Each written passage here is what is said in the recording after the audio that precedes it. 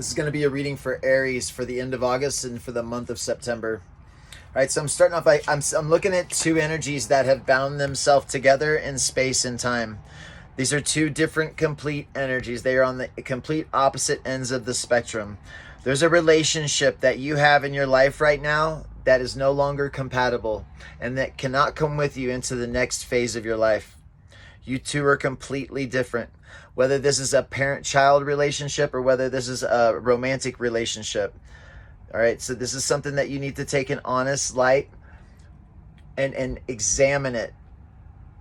You know that this relationship's over and it's time to move on.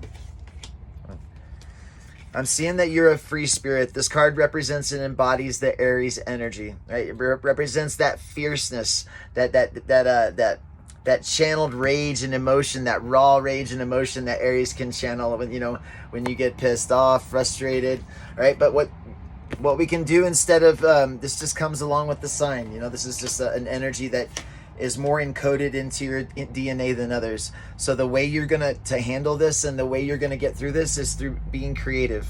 All right, focus your energy on a creative project, or focus your energy on a creative space in your life. If there's a project you've been wanting to work on, if there's something you've been putting off, you're being guided to move away from this energy and then start focusing on a creative project. All right. So if you're breaking away from a partner, you need to fill your time with other things instead of sitting around thinking about things aren't the same as they used to be. All right. You need to make sure you're being wise with your time right now. And you need to understand that all the pain that we go through, it makes us into the person that we're going to become. All right, it makes you stronger. All right, and not only that, but when you set boundaries with this person, when we put our foot down and we walk away completely from this person, it is empowering. All right, because you're standing up for yourself in a way that you haven't done before. It feels like you're dragging your feet in the relationship. You know that it's time to leave. You know it's time to walk away from it. Listen, I'm looking at the 5. The number 5 speaks on loss and conflict. So there needs to be a shedding of a layer, right? We need to be the snake shedding a layer of our skin, which is this relationship.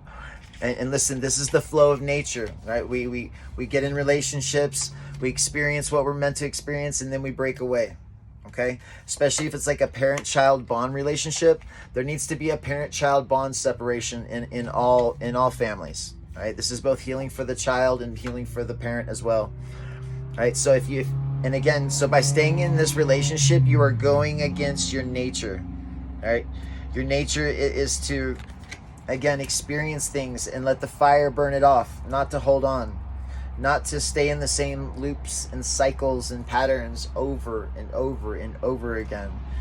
The fire energy needs to be free. It needs to wonder. It needs to have a sense of adventure, a sense of excitement. If you don't have those elements in your life, you're going to be unbalanced. You're going to have imbalanced relationships, relationships at your job, the way you feel about your job. All these compromise when we put ourselves in relationships that no longer serve our highest good.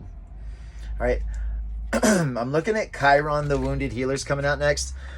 In Greek mythology, Chiron is the son of Saturn. Saturn abandoned him. And through his abandonment, through his pain, through his misery, he turned it into a great power, a great arsenal for his weaponry, right? So this is what we need to do. That we need to take the things that we have learned and the pain that we've been through in our life, and we take those and focus those in a positive way. We do this by teaching other people how we healed ourselves, what we went through, sharing your experience.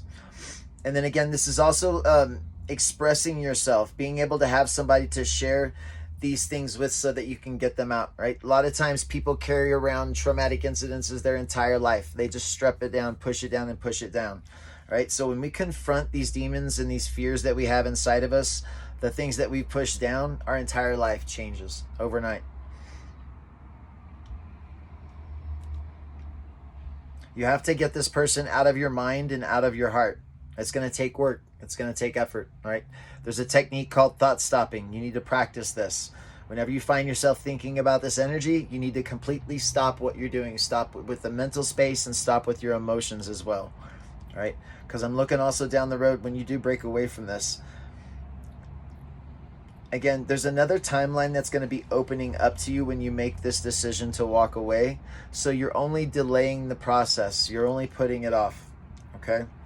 Listen, I'm seeing that when you do this, when you walk away from this, there's going to be a new energy that's coming into your life. All right? This is an expansive energy. This is an energy that will allow many other new avenues to open up for you, because it's through pain, it's through heartbreak that we find our greatest truth in the darkness.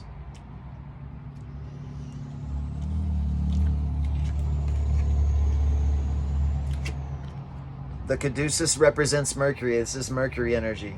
Right? So this is you getting in touch with the universe and getting in touch with your higher self. This is you playing with you.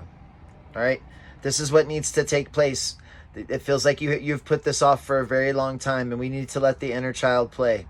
All right? And we do that by getting in touch with ourselves. We do that by getting in touch with our emotions and getting in touch with our mental space. Understanding that all those thoughts inside your mind are not your own. Right? And when we do this, this allows us to get control of the mental space, get control of the emotions when we identify what's causing the imbalances in our life. I need you to understand that there's a completely another way for you to be living your life. All right?